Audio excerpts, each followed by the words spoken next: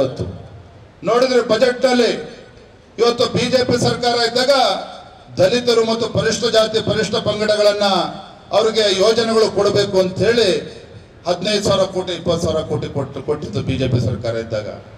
ಕಾಂಗ್ರೆಸ್ ಸರ್ಕಾರ ಬಂದ್ಮೇಲೆ ಸಿದ್ದರಾಮಯ್ಯ ಸರ್ಕಾರ ಬಂದ್ಮೇಲೆ ಈ ಕಳೆದ 9 ತಿಂಗಳಲ್ಲಿ ದಲಿತರಿಗೆ ಪರಿಶಿಷ್ಟ ಪಂಗಡಗಳಿಗೆ ಮೀಸಲಿಟ್ಟಿದ್ದಂತ 24,000 ಕೋಟಿಯನ್ನ ಇವತ್ತು ಬೇರೆ ಕಡೆಗೆ ವರ್ಗಾವಣೆ ಮಾಡಿದ್ದಾರೆ. ಈ ರೀತಿ ಸರ್ಕಾರ ಬಡವರ ವಿರೋಧಿ ಸರ್ಕಾರ ಇದೆ.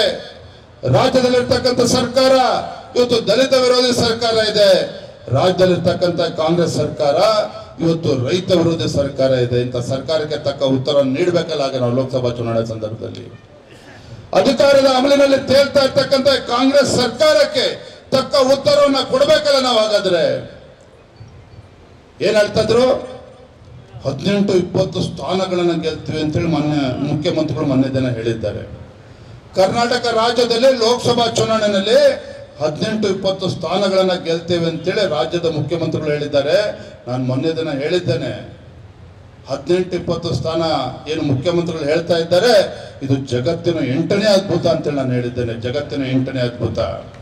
ಬಂಧುಗಳೇ, ನಿಮ್ಗೆ ವಿಶ್ವಾಸ ಇರಲಿ, ನರೇಂದ್ರ ಮೋದಿಜಿಯವರು ಕೊಟ್ಟಿರ್ತಕ್ಕಂಥ ಜನಪರ ಕಾರ್ಯಕ್ರಮಗಳು ಯೋಜನೆಗಳು ಇವತ್ತು ಕಾಂಗ್ರೆಸ್ಸಿನ ದುಷ್ಟ ಸರ್ಕಾರ ಇವತ್ತು ಇದರ ಪರಿಣಾಮ ಮುಂದಿನ ಲೋಕಸಭಾ ಚುನಾವಣೆ ಜೂನ್ 4ನೇ ತಾರೀಕು ಮತ ಎಣಿಕೆ ಆಗ್ತಕ್ಕಂಥ ಸಂದರ್ಭದಲ್ಲಿ ನೋಡ್ತಾ ಇರಿ ನೀವು.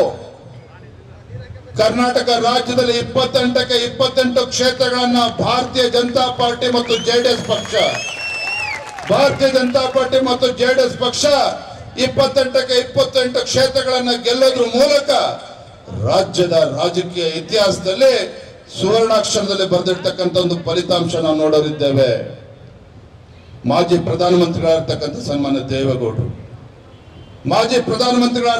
ಸನ್ಮಾನ್ಯ ದೇವೇಗೌಡರು ಈ ದೇಶದ ಭವಿಷ್ಯದ ದೃಷ್ಟಿಯಿಂದ ಇಡೀ ವಿಶ್ವವೇ ಮೆಚ್ಚಿರ್ತಕ್ಕಂಥ ನರೇಂದ್ರ ಮೋದಿಜಿಯವರು ಈ ದೇಶದ ಮತ್ತೊಮ್ಮೆ ಪ್ರಧಾನಮಂತ್ರಿ ಆಗಬೇಕು, ಹಾಗಾಗಿ ನಾನು ಭಾರತೀಯ ಜನತಾ ಪಕ್ಷದ ಜೊತೆ ಕೈ ಜೋಡಿಸ್ತೇನೆ ಅಂತ ಹೇಳಿ ಇವತ್ತು ಬಿಜೆಪಿ ಮತ್ತು ಜೆಡಿಎಸ್ ಪಕ್ಷ ಒಂದೇ ವೇದಿಕೆಗೆ ಬಂದಿರತಕ್ಕಂಥದ್ದು. ಯಾವುದೇ ಸ್ವಾರ್ಥವನ್ನು ಇಟ್ಕೊಂಡು ನಾವು ಒಟ್ಟಿಗೆ ಬಂದಿಲ್ಲ. ಇದರ ಪರಿಣಾಮ ಏನು ಅಂತ ಹೇಳಿದ್ರೆ, ರಾಜ್ಯದ ಮುಖ್ಯಮಂತ್ರಿಗಳಿಗೆ ಇವತ್ತು ರಾತ್ರಿ ನಿದ್ದೆ ಬರ್ತಾ ಇಲ್ಲ. ಮಾನ್ಯ ಡಿ.ಕೆ. ಶಿವಕುಮಾರ್ ಅವರಿಗೆ ಇವತ್ತು ರಾತ್ರಿ ನಿದ್ದೆ ಬರ್ತಾ ಇಲ್ಲ. ಬಿಜೆಪಿ ಜೆಡಿಎಸ್ ಪಕ್ಷ ಒಗ್ಗಟ್ಟಾಗಿ ಒಂದಾಗಿ ಹೋಗ್ತಾ ಇರ್ತಕ್ಕಂಥ ಸಂದರ್ಭದಲ್ಲಿ ಕಾಂಗ್ರೆಸ್ ಪಕ್ಷ ರಾಜ್ಯದಲ್ಲಿ ಏನಿದೆ, ಮುಂದಿನ ಲೋಕಸಭಾ ಚುನಾವಣೆಯಲ್ಲಿ ಧೂಳಿಪಟ ಆಗ್ತಕ್ಕಂಥದ್ರಲ್ಲಿ ನಿಮ್ಗೆ ಯಾವುದೇ ಸಂಶಯ ಬೇಡ. ಸಂಪೂರ್ಣವಾಗಿ ಧೂಳಿಪಟ ಆಗಿ ಹೋಗ್ತದೆ ಕಾಂಗ್ರೆಸ್ ಪಕ್ಷ. ಯಾವುದೋ ಭ್ರಮೆನಲ್ಲಿದ್ದಾರೆ ಇವತ್ತು ಕಾಂಗ್ರೆಸ್ ಪಕ್ಷದವರು ಇವತ್ತು. ಹಾಗಾಗಿ ಆತ್ಮೀಯ ಕಾರ್ಯಕರ್ತ ಬಂಧುಗಳೇ, ನಾ ಇಷ್ಟು ಮಾತ್ರ ಸಂದರ್ಭದಲ್ಲಿ ಹೇಳ್ತೇನೆ.